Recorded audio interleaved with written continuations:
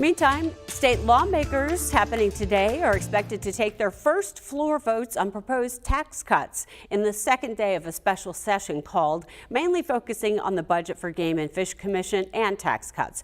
Wake Up Central's Michaela Johnson is covering this and joins us now with where lawmakers on each side of the aisle stand on these cuts. Michaela, good morning. Good morning, Karen. It was smooth sailing for identical tax cut bills in House and Senate committees Monday, setting up a crucial vote in the full Senate this morning. Now, AGFC's budget is the main reason behind the session, but tax cuts have been on the governor's radar since she campaigned on it in 2022.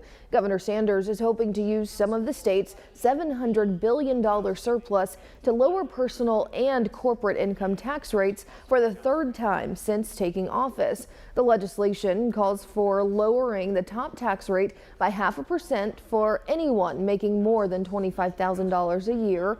Higher income earners would get a larger tax break. The corporate tax rate would also drop from 4.8 to 4.3%.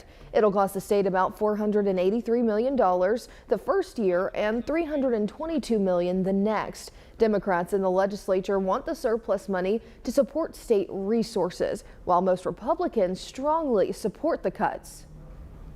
25,000, anyone below that's already paying a reduced rate below the 3.9%, and so when you're cutting that top rate, it's going to help everyone down to 25,000. We don't meet the needs. Many people who need mental health services end up in prison or end up homeless. So how can we justify letting go of that revenue before we fix those kinds of problems?